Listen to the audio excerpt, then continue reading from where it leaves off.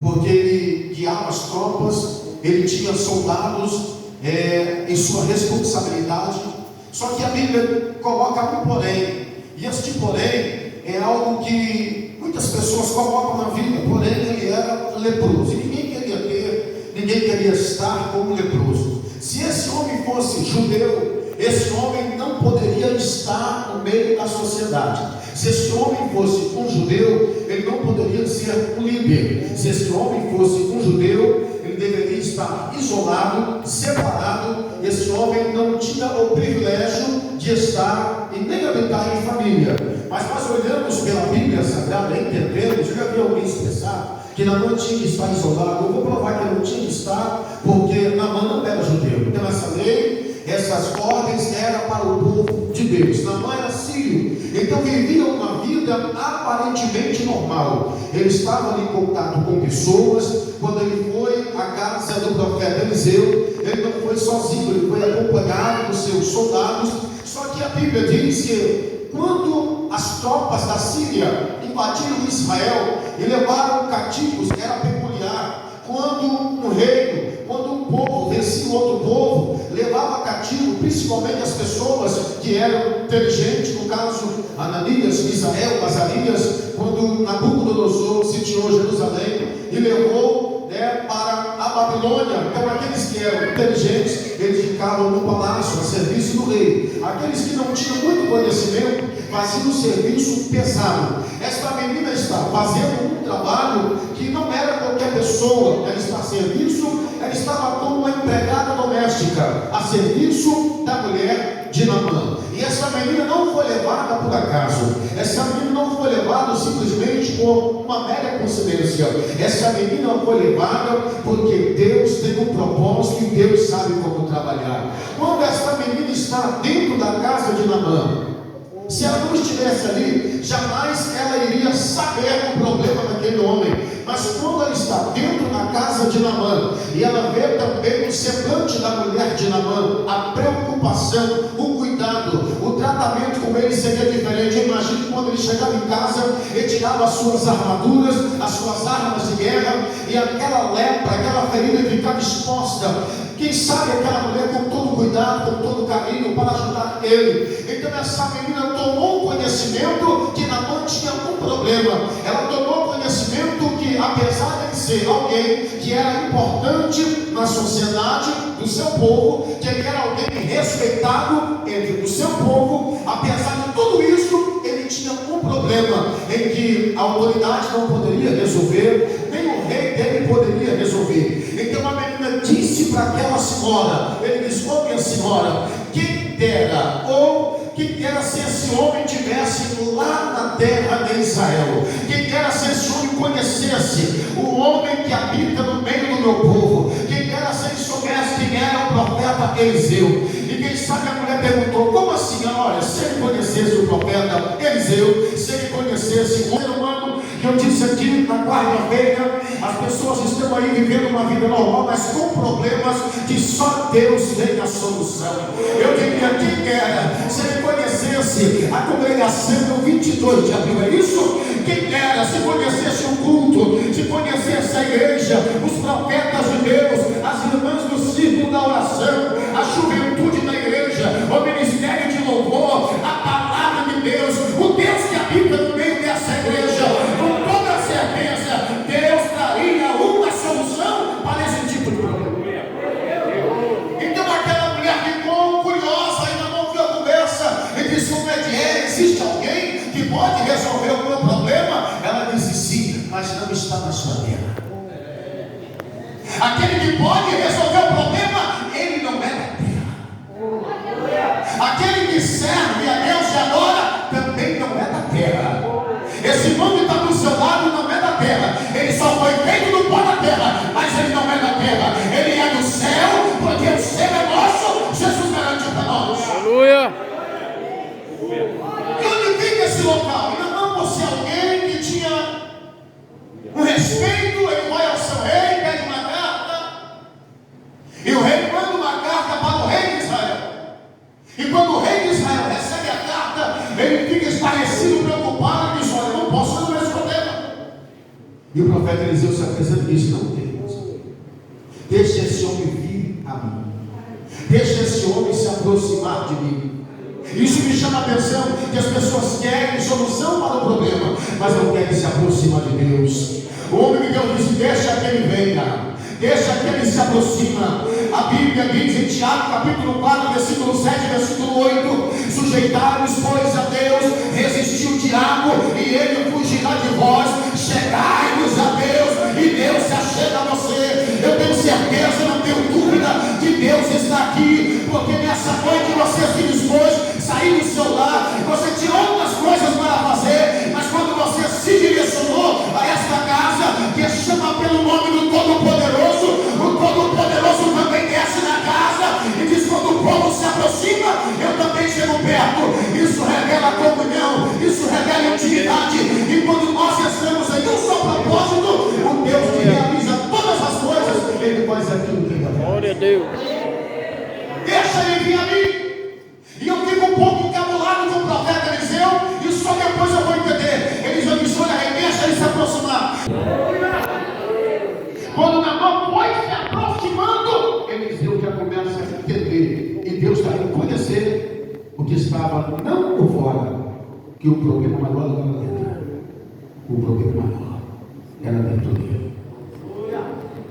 Deus não age conforme o meu pensamento. Isaías capítulo 55, versículo 8: porque os meus pensamentos não são os vossos pensamentos, nem os meus caminhos, os vossos caminhos, diz o Senhor. Deus não vê como o homem vê. Samuel não olha para a sua aparência nem para a sua altura, porque Deus não vê como o homem vê. O homem só vê o que está diante dele, mas Deus consegue ver o coração, Deus consegue ver o íntimo, Deus consegue ver aquilo que ninguém pode ver.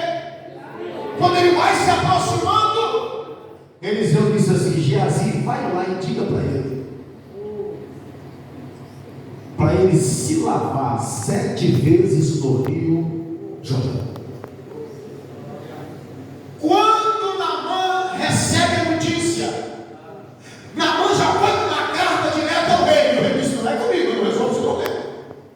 Aleluia. Eu quero te alertar que o homem da terra não resolve o seu problema. O rei poderia ter poder na terra, mas não resolve o problema. Mas quem tem intimidade com Deus do céu, aí é diferente. E quando Naamã chegou lá e disse: eu pensei que o homem de Deus sairia para fora. O homem de Deus sai, mas só sai quando Deus manda. Diga glória a Deus.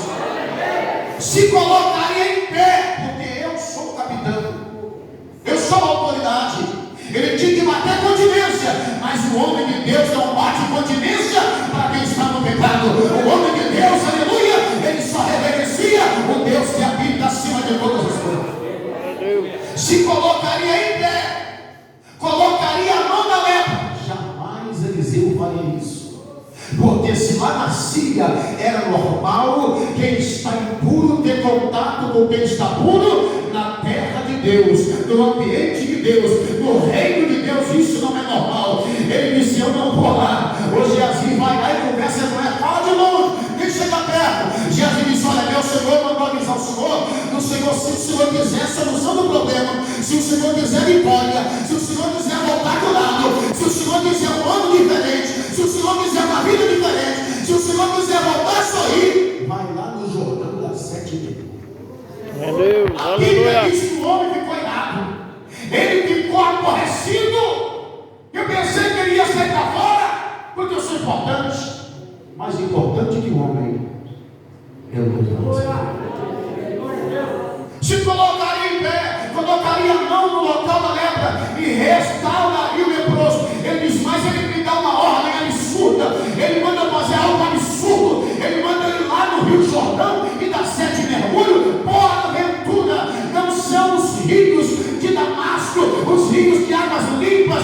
Porventura não são os melhores rios de Abana de Farpa? Aquele que é rochoso e aquele que é rápido. Todo ser humano quer uma solução imediata. Um rio que é rochoso, o solo, o fundo do rio é de pedras, costuma a água ser cristalina. Ele queria um milagre conforme a aparência. Um rio que é rápido é aquele que diz: olha, eu vou chegar lá e Deus vai resolver o problema. E tem problema de Deus não resolve de imediato, porque Deus conhece o coração do homem. Tem pessoas que entram na igreja e se Deus quer aquilo que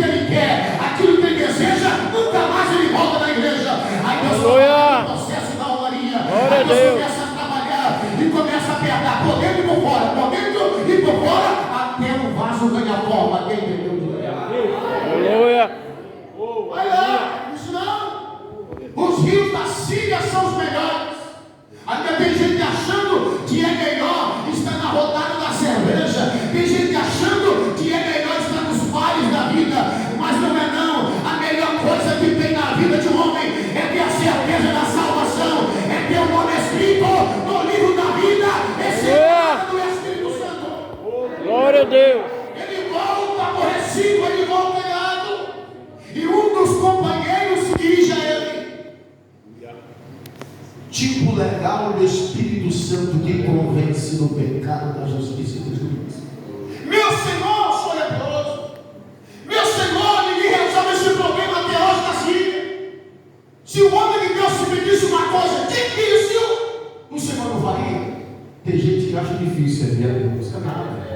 O jugo de Jesus é suave, o fardo de Jesus é leve. O crente de verdade, ele tem orgulho de ser crente, oh glória. O crente de verdade, ele tem orgulho. O obreiro de verdade, ele tem orgulho de ser obreiro. O adorador de verdade, tem orgulho de ser adorador. Ele não adora só aqui não. Ele adora em casa, ele adora no trabalho, adora em qualquer lugar que ele estiver, ele adora, porque é gratificante, é maravilhoso. Homem de Deus, você só pediu isso, Senhor. O Senhor rola na cinza. O Senhor tomou um banho de sal. O Senhor fazer um chá da erva mais amada. O Senhor não ia, mas para pedir uma coisa, o Senhor está certo de tudo. Lá no Jordão. Mas ele me choque. Por quê? Porque ele adorava Rimon. E segundo a cultura, Rimon é aquele que tinha um poder sobre a natureza. Mas eu só conheço ele. Ele disse: acalma o vento, aquieta a mar, e ouve grande potência. Ele manda no céu, manda na terra e manda no inferno. Somente ele. Por que Eliseu manda mergulhar no Jordão? Para quebrar toda a cultura pagã. Para quebrar toda aquela liturgia pagã, enganosa. Muitas pessoas já fizeram tanta coisa. Um dia eu fui no culto pregar e estou falando, tem gente que acreditou. Quando estava cigana, leu a mão. Aí tinha uma cigana lá no culto. Ela ficou aborrecida, rapaz ficou aborrecido. Mas a palavra foi pregada. Porque tem gente que quer evangelho, mas não quer deixar o mundo. Jesus disse: olha, você não pode servir a dois senhores. Ou é de Deus ou não é de Deus. Ou é do céu ou não é do céu. Eu quero saber se tem alguém aqui nessa noite que serve a Deus do céu e também é do céu. Dê um sinal de adoração e libere uma palavra de adoração. Glória a Deus. Aleluia. Se esse homem diz que o senhor dá 10 cambalhotas para curar lepra, dá para o lado. Eu não consigo. Mas ele falou: mergulho no Rio Jordão. Ele ficou pensando nos rios da terra dele. Ele ficou pensando nos recursos da terra dele. Mas ele aqui não disse: meu Senhor, e convenceu ele. Glória. Ele disse: é só 7 mergulhos. E eu penso que um homem ansioso, no primeiro mergulho deixaram o ele disse: a minha vida está aqui. Será que é verdade? Tem gente que duvida. Será que é verdade que o pastor está ensinando? Será que é verdade que o pastor João Batista está pregando? Ele só acredita, irmão. Ele só acredita quando aquilo que foi pregado começa a acontecer. Dentro que o pastor diz: olha, não é por esse caminho, não é desse jeito, não faça assim. Ele diz: não, deixa comigo que eu sei, deixa comigo que eu sei que eu estou fazendo. Até daqui um pouco, quando as coisas começam a acontecer, ele cai em si e diz: é bem que o pastor diz. Aleluia.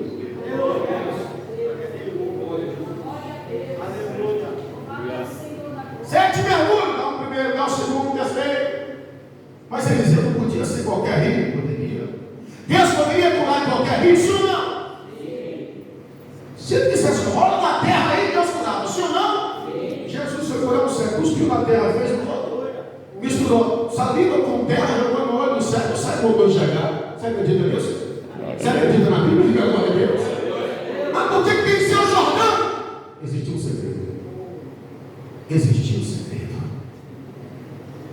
Quando Josué assumiu o ministério depois da morte de Moisés, no capítulo 1 Deus disse: Josué, Moisés é o servo bom, não fique preso no teu passado, não viva de passado. Moisés cumpriu a missão, agora é você. Se levanta, você vai pegar esse povo, você vai romper esse Jordão. Mas Senhor, como é que a gente vai passar esse Jordão? Fica tranquilo, pega lá os levitas, pega a arca da aliança, chama o sacerdote, chama aqueles que eu escolhi, chama mais de povo, coloca na frente. E quando o povo chegar diante do Jordão, o Jordão vai ter que abrir. E a Bíblia diz que o Jordão se abriu. Ele deu ordem: pega 12 pedras do Jordão. Para que essas pedras? Coloca lá em Gilgal. Para quê? Para quando os vossos filhos crescerem, eles vão ser curiosos e perguntar: que são essas pedras? Você vai ter que pregar para os filhos e dizer: olha, o Deus de Israel, o Deus que abriu o mar, o Deus de Moisés, o Deus de Josué, ele abriu esse Jordão aí, ó, e nós passamos a pesca enxuto. Falar do Jordão é falar do lugar de milagre. Falar do Jordão é falar do lugar das memórias.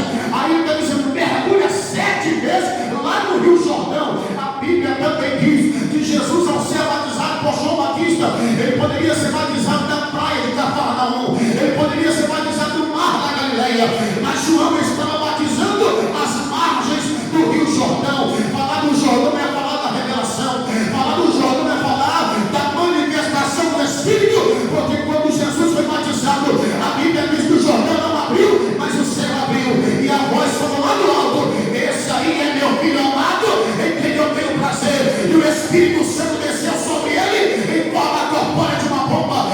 Então falar do Rio Jordão é falar do local que Deus escolheu para fazer algo sobrenatural. Mas me admira é que tudo isso foi a partir de uma menina. De quem? Quem deu a notícia foi quem? Quem falou que tinha solução foi quem? Aparentemente a menina está sofrendo. Paulo diz: sofre, pois comigo as aflições, como bom soldado de Cristo. Quando eu entendo que o meu sofrimento vai cooperar para a vida de alguém, ao invés de eu reclamar, eu dou glória a Deus. Se essa ninguém multiplica pães e peixe, ninguém cura, ninguém ressuscita no 4º dia, ninguém faz o mar se calar, ninguém faz a filha de Jairo levantar, ninguém pode fazer o que tu faz se Deus não for com ele. Jesus olhou para ele e disse: uma coisa é necessária, Nicodemos, você tem que nascer da água e do Espírito. Você tem que ir lá no Jordão, igual a água foi. Você tem que ir lá no Jordão, igual eu fui. No dia que você for lá no Jordão, aí você vai entender que você vai nascer de novo. Ele teve que ignorar. Ele disse: Senhor, pode morrer tudo um homem velho, voltar o ventre da sua mãe. Jesus disse: você é mestre de Israel? Você está dando desentendido? Você é doutor? Você sabe o que eu estou falando? Então perceba comigo que o plano de Deus através dessa menina não é uma restauração. Lá na cidade tem um moço que é cadeirante, se envolveu em uma briga de facção, foi alvejado, ele ficou cadeirante. E há algum tempo tiveram um evento, e nesse evento tinha um homem de Deus pregando, usadíssimo, e esse moço, ele se levanta, e o pastor disse para ele para levantar da cadeira, e ele trêmulo, e ele foi ficando de pé e virou os passos. Só que Deus é Deus, se eu não. Sim. Ele diz: olha, Deus poderia colocar você de pé e devolver os seus passos e você caminhar normalmente. Ele se emocionou, começou a chorar, não tinha movimento, mas só que Deus conhece o teu coração. Se Deus colocar você para andar de novo, o sentimento que você tem de vingança, de buscar quem fez com você. E na mesma hora, pastor Ricardo sentado de novo na cadeira, e está na cadeira até hoje, crente. Aleluia. Aleluia. Glória a Deus. Paulo tinha espinho na carne, mas Paulo era crente. Paulo era crente. E ele pediu: Senhor, tira a minha graça de. Nós entendemos que o Evangelho é a graça que basta, porque a salvação, aleluia, é pela graça, visto que pela graça sois salvo, por meio da fé. Isso não vem de nós, nem de vós, mas é um dom de Deus, é pela graça. Se você chegou aqui, é porque a graça de Deus está na tua vida. Se você está respirando, é porque a graça de Deus é na sua vida. Se você está adorando, é porque a graça de Deus é na sua vida. Se você tem certeza do nome escrito no livro da vida, é porque a graça de Deus te dá o direito e me dá esse direito. Eu começo a entender que eu não posso me calar. A irmã que antecedeu já disse: em qualquer lugar que eu estiver, tem que expressar de uma forma ou outra. sem ofender a religião de ninguém, sem falar da religião de ninguém, respeitando. Deus sabe a hora certa. Se você estiver na comunhão, na ligação, Deus sabe a hora certa de usar os seus lábios. Nós morávamos num outro local, a minha esposa começou a cantar um hino, lá varrendo o quintal, cantando hino, e do outro lado do muro daquele local, muito alto, a minha esposa começou a cantar ali dentro. Eu estava ali ajudando ela começou a cantar um hino bem conhecido, Elohim, El Shaddai, Adonai. De repente, pastor, do outro lado do muro, uma moradora de rua começou a cantar muito mais alto que ela e dizia: adore o nome dele, ele é Deus verdadeiro, ele te amou primeiro, te levanta desse chão. Elohim, El Shaddai, adore o nome dele, faz a morte minha vida tem uma saída, faz de ti um campeão. Ela nem sabia que tinha alguém do outro lado, mas do outro lado tinha uma moça afastada do evangelho. O diabo estava escravizando aquela moça comendo lixo, aquela moça no meio do mato. A família estava ali, pastor, naquela situação caótica. Eu creio, eu sei que a Bíblia diz que Deus habita no meio dos louvores. Eu estou pregando aqui a palavra, mas a palavra também foi pregada através dos louvores. Aquele louvor pegou, alcançou aquela vida, assim como esse culto aqui alcança a vida. A palavra de Jesus alcançou o servo do centurião lá na casa dele e ele foi curado. As bênçãos de Deus, as vitórias, os milagres, as operações de Deus não estão limitadas. Estas quatro paredes não, meu filho. Pode alcançar tua família, pode alcançar teu parente, em outro estado, em outro país, em outra nação. O nosso Deus é poderoso. Aleluia. Quando ele deu 7 mergulhos, ele ficou curado. Agora eu quero que você imagine. Naamã, a Bíblia não diz, ele ficou tão maravilhado, que ele queria dar presente para Eliseu. Sim ou não?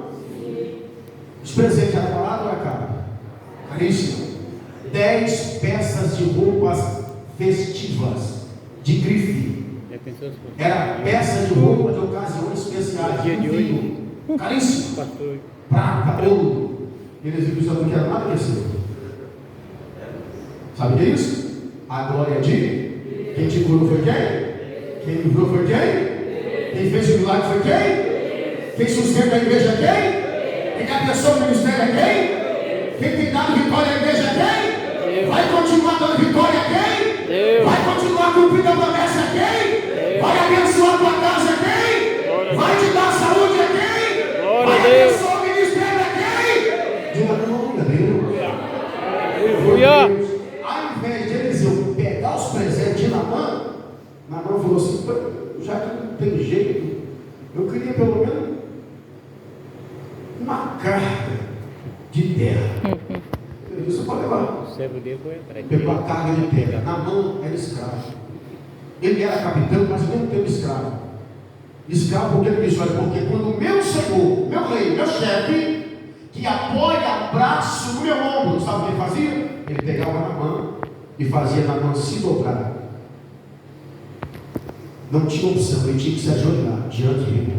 Mas quando o meu senhor me fazia se dobrar, ele disse: Eliseu, o senhor me perdoa, porque ele fazia isso comigo. Quando ele fazia eu me dobrar diante de irmão, eu vou dobrar, mas eu vou ajoelhar em cima dessa terra. Glória a Deus. Como se dissesse, ele está pensando que eu estou adorando a irmão, mas eu estou adorando o Deus que me curou da lepra. Glória. Eu estou adorando aquele que me fez ser feliz de novo. Eu quero que você imagine agora a mulher dele abraçando ele. O abraço era limitado, meu Manuel. Por quê? Por causa da ferida. Todas as vezes que ela abraçava, quem sabe, ao invés de ele sentir alegria, porque quando somos abraçados, nos sentimos alegres, felizes, protegidos, ele sentia dores. E agora, quando ele chega em casa, agora que você imagina, ele chegando em casa. Eita glória! Oh, aleluia! Foi um abraço tão esperado, aleluia! Eu estou falando para alguém aqui nessa noite que Deus tem poder para restaurar a família. família, que Deus tem poder de dar alegria lá no lar que está faltando alegria. Talvez ele vai estar no culto, o esposo vai em outro lugar, mas eu estou pregando aqui nessa noite um Deus que transforma qualquer que seja o mais vil pecador, ele faz uma nova criatura. A igreja está aqui na terra, assim como aquela menina, com uma missão de dizer: existe um Deus que faz, existe um Deus que cura, existe um Deus que liberta. A nossa missão aqui na terra é anunciar aquilo que só Jesus pode fazer. Na vida de Naamã foi no Jordão, mas no dia de hoje é em Cristo Jesus. Jesus cura, Jesus liberta, Jesus batiza no Espírito Santo. E nós estamos esperando o toque da trombeta, glória a Deus, para estar com Cristo no céu, onde não há tristeza, onde não há dor, lá só vai ter alegria, e certamente estaremos adorando o Senhor para sempre no céu de glória. Que tem essa palavra de glória a Jesus. Pode aplaudir a Deus por essa palavra.